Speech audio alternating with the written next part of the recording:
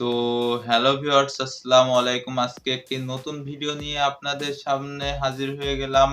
আমি মিনারুল আপনাদের সামনে নতুন একটি ভিডিও নিয়ে হাজির হয়ে গেলাম। আজকে আপনাদের সামনে ভিডিওটি তুলে ধরবো যে আমরা কিভাবে ক্যামেরার সামনে বসে একবারে সুস্পষ্টভাবে কথা বলতে পারবো। সেটা নিয়েই আপনাদের সামনে আজকে টপিকটা নিয়ে আলোচনা সপক্ষে চলে আসলাম। হয়তো আমি এখনো ভালোভাবে ক্যামেরার সামনে কথা বলতে পারি না। কারণ আমি এখনো ওইভাবে প্রফেশনাল হতে পারি নাই। সেজন্য আমি এখনো ভালোভাবে হয়তো কথা বলতে পারি না আপনাদের সামনে ভালোভাবে। তো আজকের ভিডিওটা শুরু করা যাক। আজকের ভিডিওর টপিকটা হলো আপনারা কিভাবে ক্যামেরার সামনে বসে কথা বলবেন বা কিভাবে ক্যামেরার সামনে ভালোভাবে কথা বলতে পারবেন বা কিভাবে ক্যামেরার সামনে একটি স্ট্যান্ডার্ড ফিল করবেন সেটা নিয়ে আজকে একটু আলোচনা করব আমরা। তো আলোচনায় আমরা চলে যাওয়া যাক। আমরা আলোচনায় চলে যাই। তো আমরা ক্যামেরার সামনে কথা বলতে হলে আমরা মনে করব যে পিছে একটি মানুষ আছে। আপনাদের মনে করতে হবে ক্যামেরার লেন্সটা হলো একজন মানুষ। কারণ ক্যামেরার লেন্সের দিকে তাকিয়ে আপনারা যদি কথা বলেন তাহলে কথা বলাটা বোঝা যাবে। আপনারা আমাকে যে মোবাইল থেকে দেখছেন, আপনাদের মনে হইতাছে যে আমি আপনাদের চোখের সামনে তাকিয়ে থেকে কথা বলতেছি।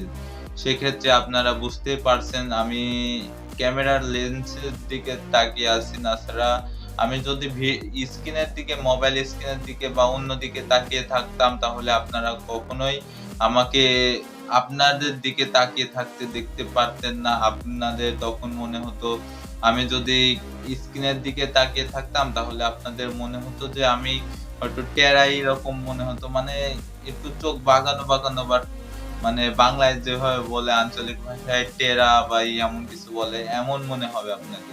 সেক্ষেত্রে আপনাদের একটি ক্যামেরার সামনে কথা বললে স্ট্যান্ডার্ড ফিল বা আপনাকে ভালো দেখানোর জন্য আপনারা অবশ্যই লেন্সের দিকে তাকিয়ে কথা বলবেন, যাতে আপনাকে স্ট্যান্ডার্ড মনে হয়।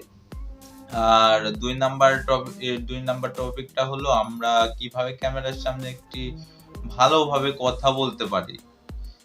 সেটা হলো আমরা ভালোভাবে কথা বলার জন্য অনেক বড় যারা বক্তব্য দেয় তারা সবাইকে বলে যে তোমরা যদি ভালো শ্রোতা হও তাহলে বড় হয়ে তোমরাও বক্তা হতে পারবে।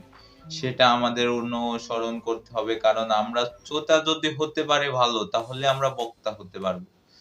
তাহলে তুমি হয়তো আমার ভিডিওটা দেখছো, তোমরা ভালোভাবে মানে তোমরা শুনবে ভালোভাবে তাহলে কিভাবে আমি কথাটা বলতেছি সেটা তোমরা যদি শুনো ভালোভাবে তাহলে তোমরা এইভাবে স্ট্যান্ডার্ড ফিল ভাবে তোমরা কথা বলতে পারবে। সেজন্য একটা কথাই বলতেছি, তোমরা যেকোনো জায়গায় তোমরা যে বক্তব্য দিবে তার কথা মতো শুনবে বা যে মনে করো একটা ভিডিও দেখছো তার কথা মনোযোগ দিয়ে শুনবে না। ছাড়া যদি তোমরা অমনোযোগী হও তাহলে তোমরা কিছুই কথার বুঝতে পারবে না। সেক্ষেত্রে আমি বলতেছি যে তোমরা ভালো শ্রোতা হও আগে, তাহলে তোমরা বক্তা হতে পারবে।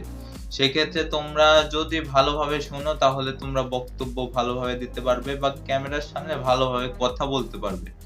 সেজন্য আমরা আগে শ্রোতা হবো ভালোভাবে, যে কথাটা বলতেছি কথাটা ভালোভাবে শুনবা তাহলে হয়তো তুমি যদি যদি টেকনিক্যাল চ্যানেল খুলো তাহলে তোমার কথা বলার অবশ্যই ক্যামেরার সামনে কথা বলার প্রয়োজন হবে।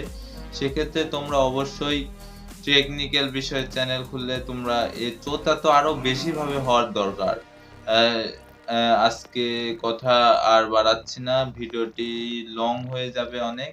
বাট আমি বেশি লং ভিডিও বানাই না।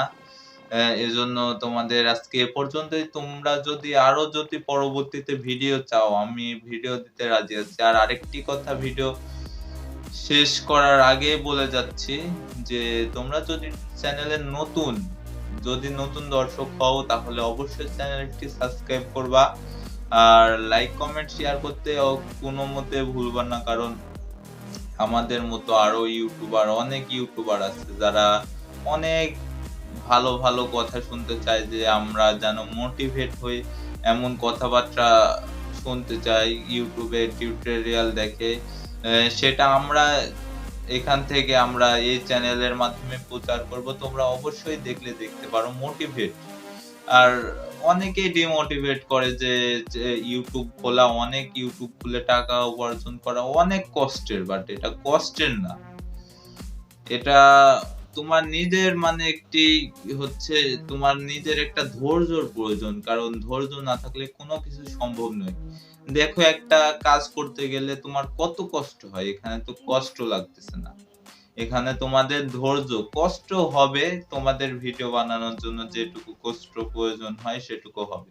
কিন্তু তোমরা অবশ্যই চেষ্টা করবে যে ধৈর্য রেখে ইউটিউবিং করা। তোমরা যে ক্যাটেগরিরই চ্যানেল খুলো বা যে টাইপেরই তোমরা বার্তা বলো বা যে চ্যানেল খুলো সেই চ্যানেলে তোমরা নিয়মিত ভিডিও আপলোড করবা। আর একটা কথাই মাথায় রাখতে হবে নিয়মিত যে ঠিক টাইমে তুমি যদি ৬টার সময় ভিডিও আপলোড করো তাহলে তোমাকে প্রতিদিন ৬টার সময় ভিডিও আপলোড করতে হবে। এভাবে তোমরা রেগুলারলি মেইনটেইন করতে থাকো। তোমরা অবশ্যই একদিন সফল হবে।